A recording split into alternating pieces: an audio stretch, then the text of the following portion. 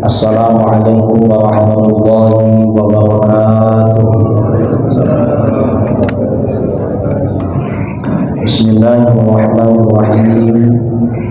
Alhamdulillahilladzi qassama rizqa wa qaddara al-ajal wa lahul hamdu ala ma hasal fala nabni khalqi ma aradahu wal amal. Asyhadu an la ilaha illallah wahdahu la syarika lahu azza wa jalla wa asyhadu anna sayyidana Muhammadan abduhu wa rasuluhu mursal. Allahumma shalli wa sallim wa barik ala sayyidina Muhammad anin nahi 'anil bukhli wal kasal wa ala alihi wa ashabihi wa dhurriyyatihi wa atba'ihi anil hukmi wal fasal. Amma ba'd. Raditu billahi rabba wa bil islami dina wa bi Muhammadin nabiyya wa rasulah. Hasbunallah wa ni'mal wakil, ni'mal maula wa ni'mal nasir. La haula wa la quwwata illa billahil aliyyil azim.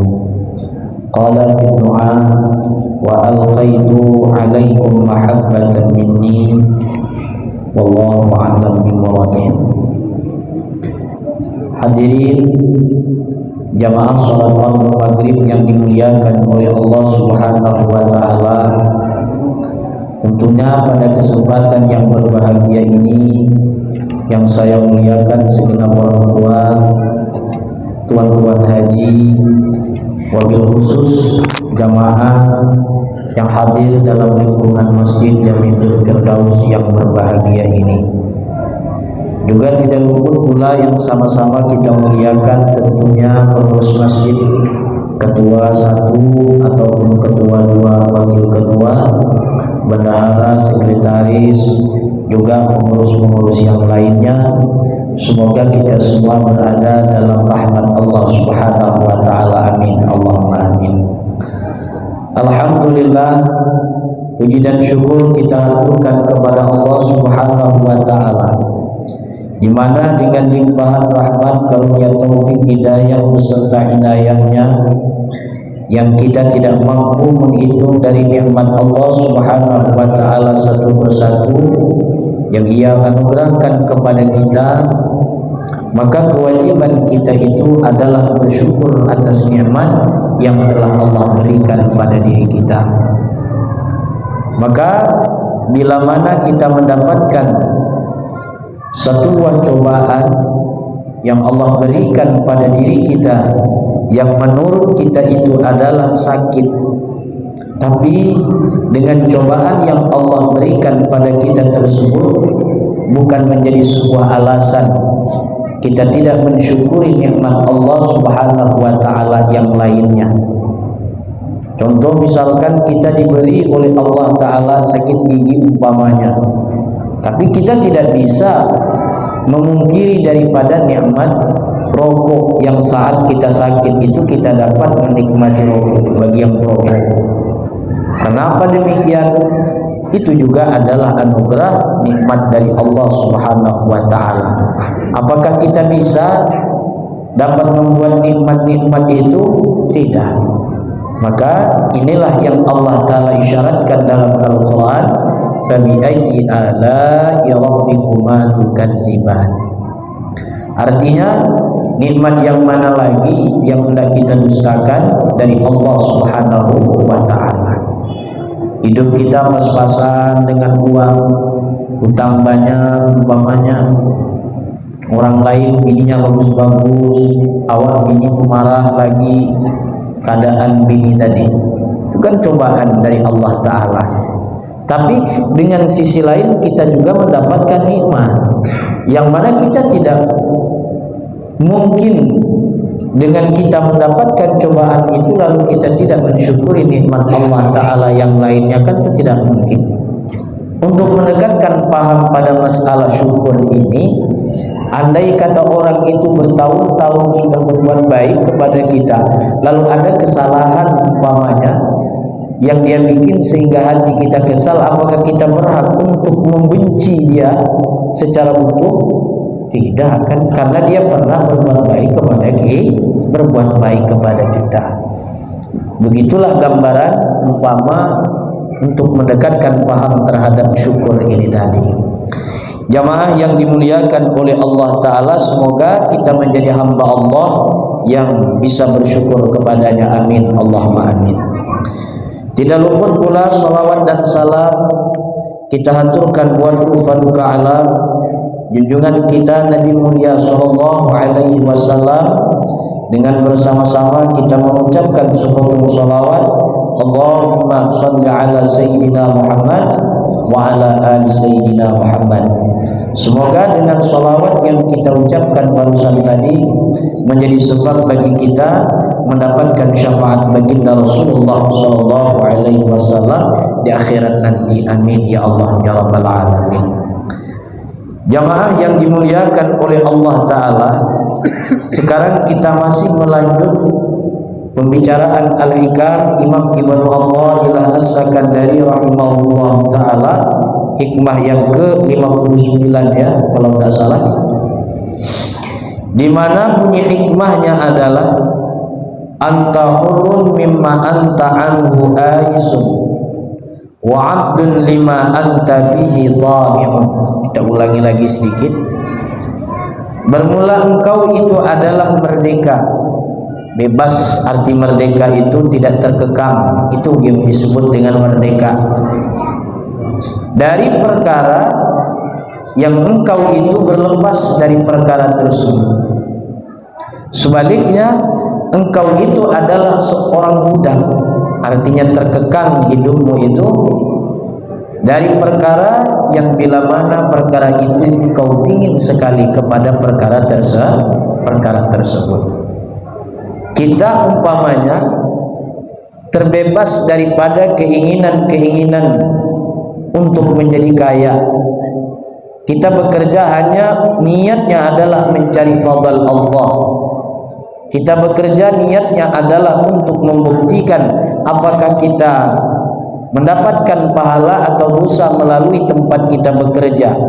Semata-mata niat kita adalah mencari fadl Allah, tidak untuk menjadi orang kaya sehingga tidak lupa dia kepada majelis taklim, pengajian dan tempat-tempat ibadah. Berarti orang ini adalah merdeka. Sebaliknya, bila mana di dalam batinnya itu, di dalam hatinya dia bekerja pergi pagi nanti pulang malam, yang ada di dalam hatinya itu semata-mata untuk menjadi orang kaya dengan apapun bentuk caranya, semuanya dia korbankan.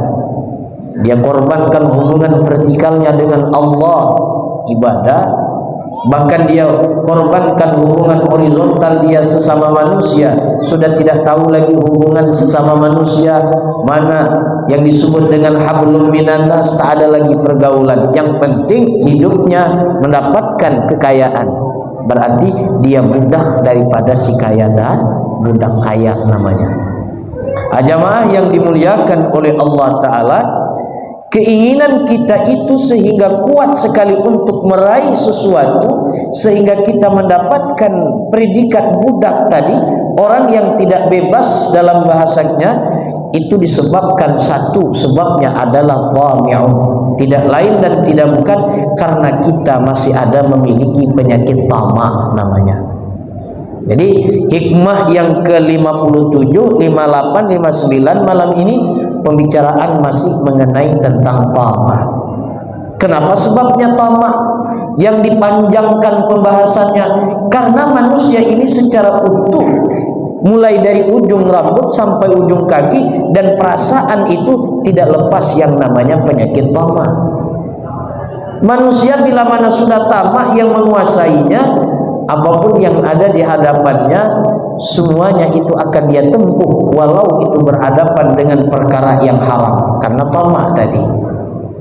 Jamaah yang dimuliakan oleh Allah Ta'ala, maka Nabi SAW bersabda, yang keterangan ini juga sudah kita jelaskan pada minggu yang lalu, iyakum, takutilah, berhati-hatilah kalian, wattama'u, dengan tamak, fa innahu faqrun hadir, sesungguhnya sifat tamak yang ada pada diri seseorang itu menunjukkan orang itu jelas sudah masih dikategorikan orang yang fakir namanya.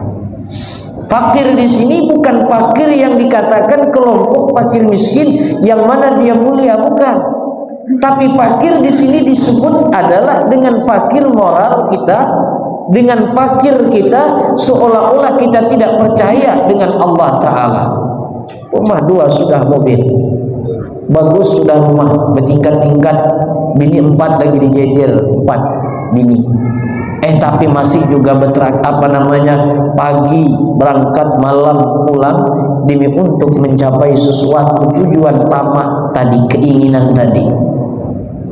Apapun yang ada di hadapannya, haram ke halal ke apapun yang dia korbankan, urusan Allah Ta'ala, urusan manusia, tetap dia laju saja, dia gas saja. Itu menunjukkan orang tersebut dikatakan fakir.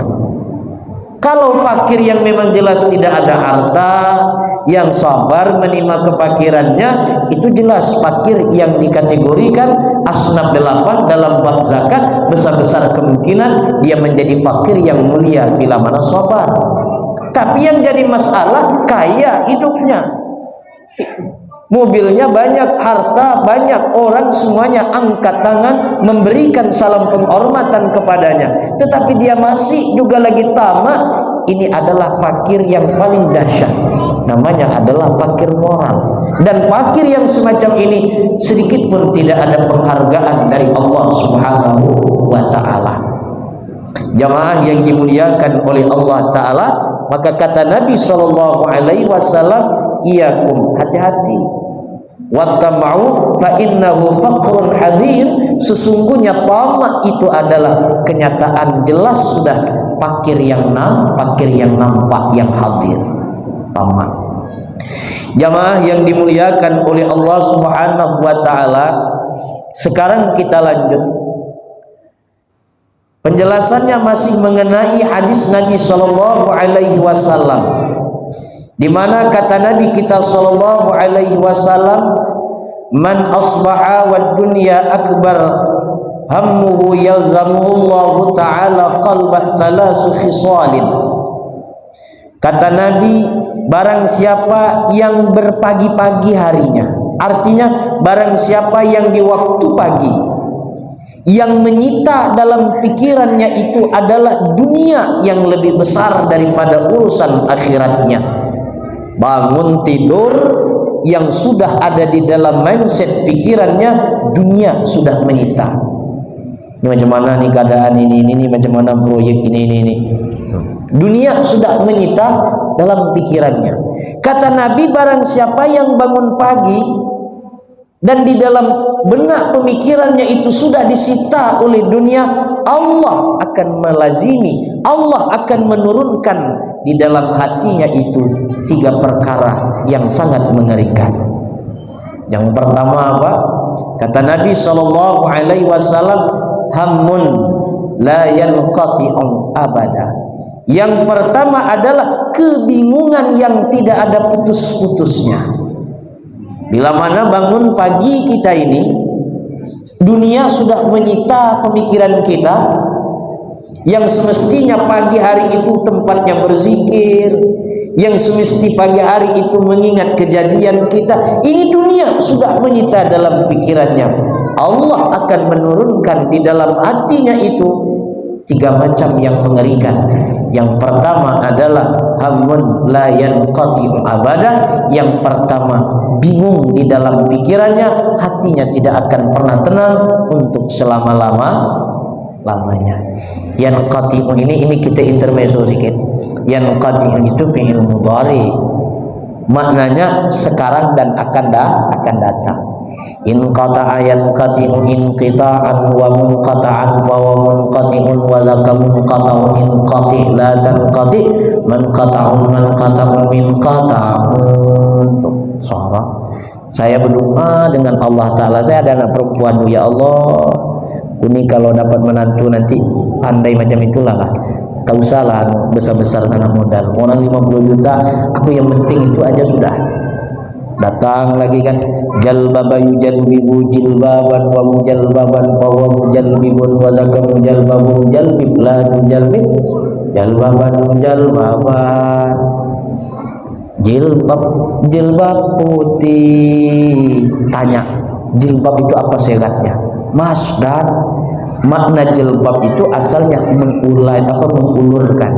Jadi pakai jilbab itu bagi perempuan, ya, syukur tak ada perempuan. Bagi perempuan itu ghibah, berarti kita enggak, ini keterangan aja.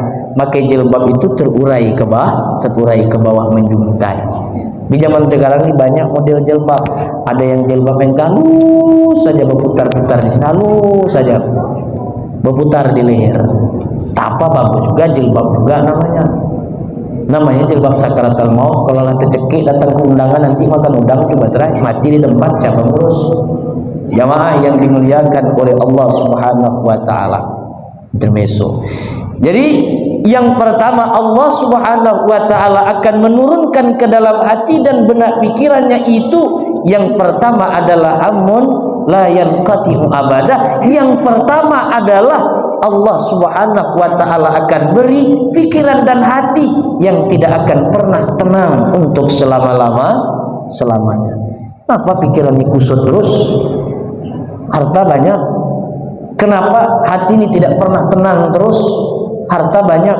Mungkin barangkali pagi-pagi pikiran kita ini sudah disita oleh dunia. Karena di pagi hari itu bukan tempatnya memikir urusan dunia. Aktivitas saja pagi hari. Maksud pengertian pagi hari ini, bangun dari sholat subuh, bangun kita melakukan sholat subuh sampai terbit fajar, bukan tempatnya di situ untuk memikirkan dunia. Ada tempatnya memikirkan dunia, jam 7 umpamanya. Yang kedua, orang yang bangun di pagi hari lalu dalam benak pikirannya itu sudah disita oleh dunia, Allah akan melazimi perkara yang sangat mengerikan. Yang kedua, wasyughlun la yatafarragu abada, kesibukan yang tidak ada putus-putusnya, tidak ada habis-habisnya. Pensiun sudah, tapi majelis taklim tidak juga lagi bisa ikut hadir. Sibuk aja terus, buat kandang ayam ini segala macamnya, sibuk terus. Ini Pak Ustaz mengisi waktu kekosongan, iya paham. Kalau sudah pensiun tuh fokus lagi untuk ibadah. Ada aja lagi kalau udah pensiun tuh duit ngalir sudah. Bikin kandang ayam yang iseng apa untuk kesibukan, tapi jangan lupakan ibadah. Ini sibuk terus, malam siang itu terus yang dipikirkan. Mungkin barangkali bangun di pagi hari yang menyita dalam benak pikiran kita adalah dunia. Kemudian yang ketiga, wa faqrun la yablughu muntahahu abada. Yang ketiga adalah orang yang bangun di pagi hari lalu di dalam benak pikirannya itu sudah dunia yang menyita, maka Allah akan melazimi di dalam hatinya, Allah akan melazimi di dalam benak pikirannya itu faqrun la yablughu muntahahu abada. Allah Subhanahu wa taala akan beri, yaitu ialah kepakiran yang tidak ada kesudahannya. Fakir yang tidak ada kesudahannya. Bila mana bangun di pagi hari dunia sudah menyita pikirannya, maka Allah Subhanahu wa taala akan berikan kepakiran dalam hidupnya yang tidak ada kesudahan. Maka di pagi hari itu terbit fajar kita dianjurkan sekian amalan, seukuran matahari pertengahan nanti kita dianjurkan untuk melakukan sholat duha. Tujuannya itu agar supaya pikiran kita ini tidak disita oleh dunia. Jamaah yang dimuliakan oleh Allah Ta'ala, karena di pagi hari itu bukan tempatnya kita memikirkan dunia. Mulai kita bangun tidur, saat kita melakukan sholat subuh, dan kemudian habis sholat subuh itu bukan tempatnya kita memikirkan dunia. Karena ada hadis Nabi SAW begini bunyinya, man shallal fajra bi jama'atin summa ba'da yazkurullaha ta'ala hatta tatlu asyams summa shalla rak'ataini kanat lahu ka'ajri hajjatin wa umratin tammatin tammatin tammatin. 3 kali Nabi ulang. Kata Nabi, barang siapa yang salat subuh berjamaah, jamaah, summa ba'da yazkurullah, kemudian setelah dia melepaskan, kemudian setelah dia selesai melakukan salat subuh berjamaah, lalu dia berzikir kepada Allah. Entah dia mendengar ceramah, taklim, entah dia berzikir baca wirid-wirid lain, entah dia membaca Quran. Yang penting habis sholat subuh itu dia berzikir lagi dengan sendirinya. Hatta tatlu asyamsa, hingga terbit matahari. Kemudian summa shalla rak'ataini, kemudian dia melakukan salat lagi 2 rakaat. Ulama khilafiyah di sini. Ada yang mengatakan salat sunat isyraq, ada yang mengatakan salat sunat duha. Maka barang siapa yang melakukan demikian itu disiplinnya, kanat lahu, maka baginya itu adalah ka'ajri hajjatin, dia mendapatkan ganjaran seperti dia melakukan ibadah haji dan umrah, tammatin tammatin tammatin, sempurna sempurna sempurna, kata Nabi. Dan ini menunjukkan bahwa bangun tidur kita itu bukan tempatnya memikirkan dunia. Tapi bangun tidur itu setelah sholat subuh, yang kita pikirkan adalah yazkurullah dulu, berzikir kepada Allah. Katakanlah misalkan matahari terbit umpamanya jam 6:15. Dari selesai sholat subuh itu kita berada di masjid, terserah. Entah kita mendengarkan taklim, entah kita berzikir, entah kita apa. Tidur Pak Ustadz macam mana? Kata ulama, tidur setelah sholat subuh itu turisul faqra, mewariskan kefakiran. Habis sholat subuh itu jangan lagi tidur. Habis sholat subuh itu jangan lagi tidur. Oh kalau gitu Pak Ustadz, tidur aja kami sampai tak sholat subuh, itu lagi parah. Jamaah yang dimuliakan oleh Allah Subhanahu wa taala. Jadi kata Nabi sallallahu alaihi wasallam, barang siapa yang melakukan salat subuh berjamaah lalu dia lanjut berzikir kepada Allah hingga matahari terbit, kemudian dia melakukan salat 2 rakaat. Pengertian salat 2 rakaat ini kita jelas sedikit masalah fikihnya. Kata Imam Nawawi dalam kitab Kifayatul Akhyar, dalam kitab Kifayatul Akhyar, menurut Imam Nawawi itu orang yang melakukan sholat isyraq itu tempatnya di masjid.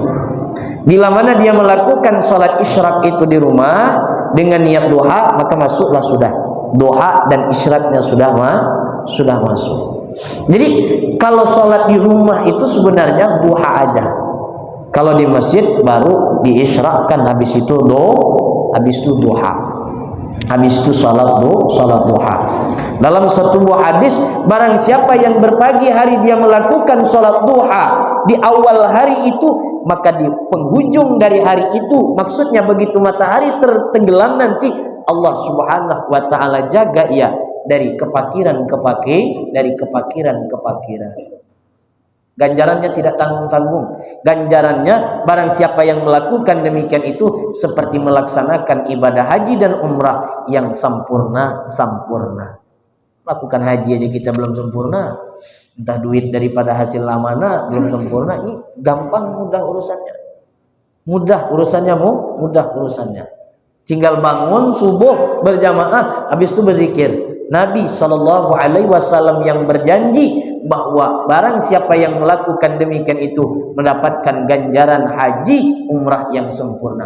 Tak percaya Ustaz, mati dulu. Tak percaya bangun lagi baru ceritakan dengan saya. Iya apa tidak hadis Nabi? Pak Ustaz aja mati dulu. Oh, kalau saya jangan, nanti aja saya. Jamaah yang dimuliakan oleh Allah Subhanahu wa taala. Qala ba'dul hukama, sebahagian ulama ahli hikmah berkata. Ulama ahli hikmah itu ulama yang ahli bijaksana di dalam pikirannya. Itu yang disebut dengan ulama ahli hikmah. Berkata sebahagian ulama ahli hikmah, at-tam'u ala salasati aqsamin. Tamak itu, kembali kita kepada tamak. Tamak itu ada 3 bagiannya. Qismun mahmud, qismun mazmum, wa qismun ghairu mahmud wala mazmum. Tamak itu dibagi. Yang pertama ada tamak yang dipuji, yang kedua ada tamak yang dicela, Yang ketiga, ada tamak yang tidak dipuji dan tidak dicela. Saya ulangi lagi. Kata ulama ahli hikmah, sebahagian dari kelompok mereka, tamak itu terbagi menjadi tiga. Ustaz ini nampak betul tiga, menunjukkan ahli nampaknya. Batu cincin. Batu cincin ini macam-macam nih. Badar emas ini. Badar emas. Tamak itu ada tiga. Yang pertama adalah tamak yang dipuji, yang kedua adalah tamak yang dicela, yang ketiga tamak yang tidak dipuji dan tidak dicela. Tamak yang tidak dipuji dan tidak dicela. Al-qismul awal, yang pertama contohnya adalah tamak yang dipuji itu kaqaulihi ta'ala, seperti firman Allah Ta'ala hikayatan an khalili Ibrahim, di mana Allah mengabadikan cerita ini di dalam Al-Quran. Allah menceritakan kekasihnya yang bernama Kanjeng Nabi Ibrahim alaihissalam. Gimana bunyi kata Nabi Ibrahim?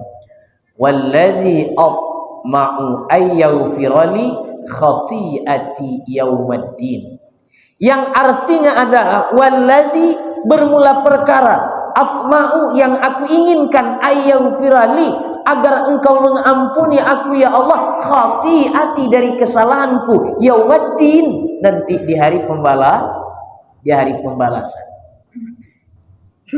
Bila mana tamak kita dengan Allah, itu dipuji. Bila mana kita tamak dalam urusan akhirat, itu dipuji. Bila mana kita tamak dengan Allah, itu dipuji. Salat aku nih, Allahu Akbar, tujuanku tamak dalam akhirat ini agar Allah memandang ibadahku, maka itu tamak yang dipuji. Nabi Musa alaihissalam, hadirin, sewaktu beliau itu, Nabi Ibrahim alaihissalam, sewaktu beliau itu diinstruksikan oleh raja yang lalim di waktu itu, namanya adalah Raja Numrud. Raja Numrud menginstruksikan kepada bala tentaranya bahwa Nabi Ibrahim alaihissalam ini dikarenakan kasus, yaitu karena dia menghancurkan berhala-berhala. Lalu kata Raja Namrud ini, bakar.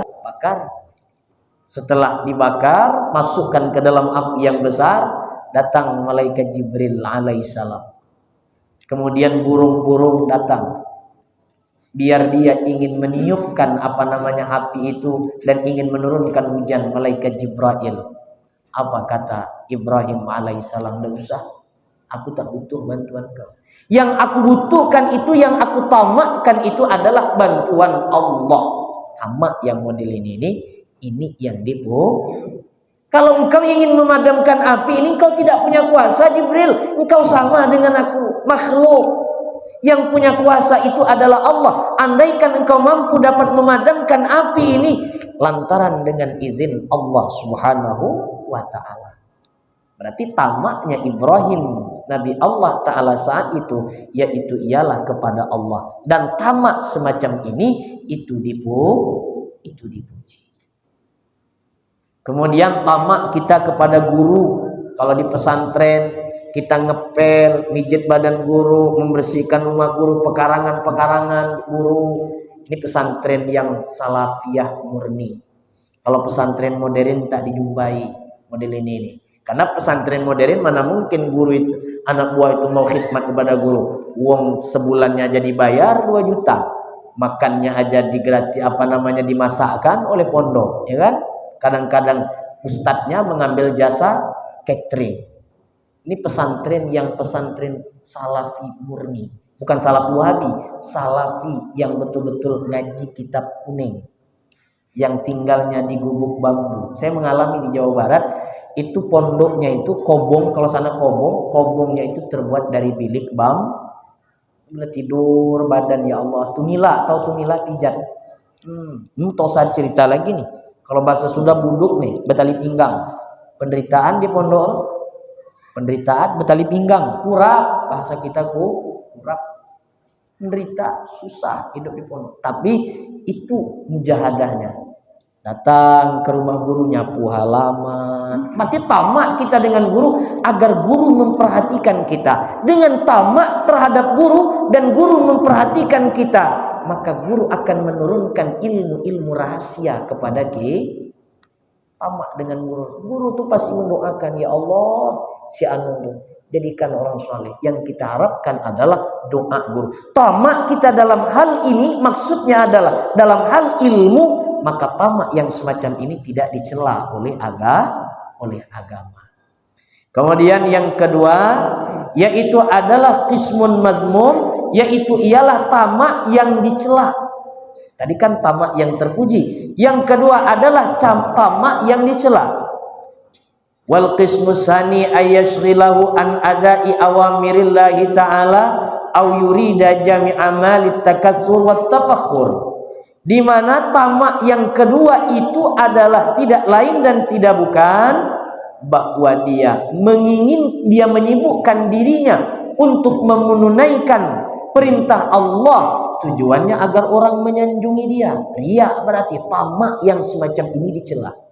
Atau dia mengumpulkan dunia agar tujuan dia itu untuk bermegah-megahan, untuk dia menjadi sombong dalam bekerja itu, maka itu termasuk daripada tamak yang tercela.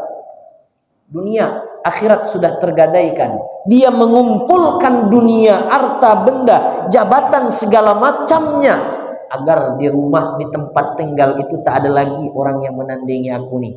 Bintang 6 sudah bintang. Bintang berapa tinggi? Berapa Pak tinggi bintang? 5, 4, yang 4. Tak apa, 6 aja kita malam ini. 6 umpamanya bintang. Lah nyama rukun iman umpamanya 6 bintang.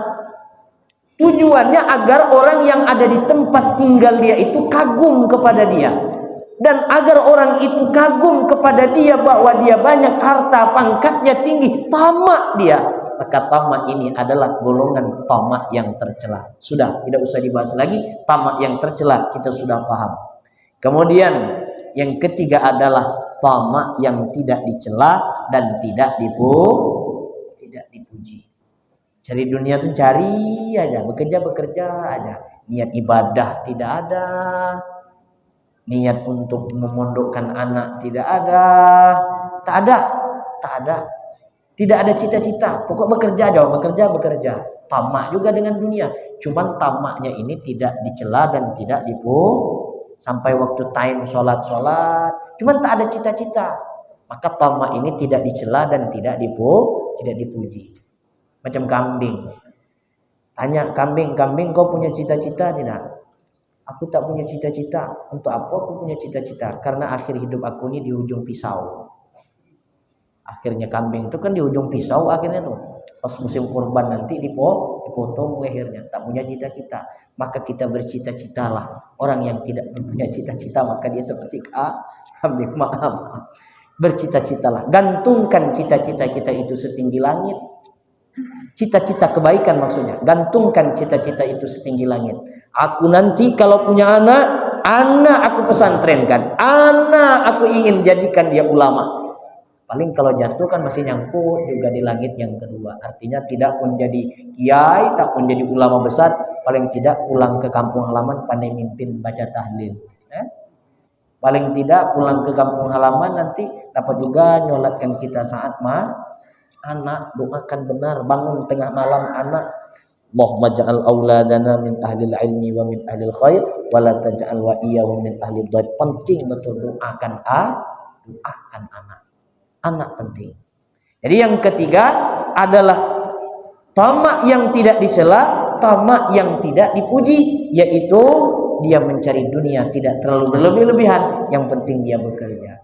Qala Hasanul Basri, Al-Imam Hasanul Basri berkata, halakad din wa fasaduhu at-tam'u. Celakanya seseorang itu masalah agamanya dan rusak agamanya itu tidak lain dan tidak bukan karena tamak. Kiai walaupun jadi kiai walaupun sudah ulama besar gelarnya, tapi bila mana tamak akan rusak agamanya dan akan celaka agamanya. Jamaah yang dimuliakan oleh Allah Subhanahu wa taala, Su'ila Al-Ghazali, Imam Al-Ghazali ditanya, hal yazidur rizqa bit talab wa hal yanqus bit tarkit talab. Imam Al-Ghazali ditanya, Wahai Imam Ghazali, apakah rezeki itu bertambah di saat kita mencari, dan apakah rezeki itu bertambah kalau kita tidak mencari, artinya tidak bekerja? Qala, maka menjawab Imam Al-Ghazali, lah. Kita bekerja tidak berkurang rezeki kita, kita bekerja tidak bertambah rezeki kita, kita tidak bekerja rezeki tidak berkurang. Karena urusan rezeki itu bukan patukannya daripada bekerja, tapi patukannya Allah yang sudah menentukan itu rezeki. Lalu Imam Ghazali ditanya lagi, kalau gitu mal ikhtiyar, untuk apa bekerja? Kalau rezeki tidak bertambah karena bekerja, ya kan? Untuk apa bekerja? Ahlussunnah wal Jamaah menyuruh ikhtiyar.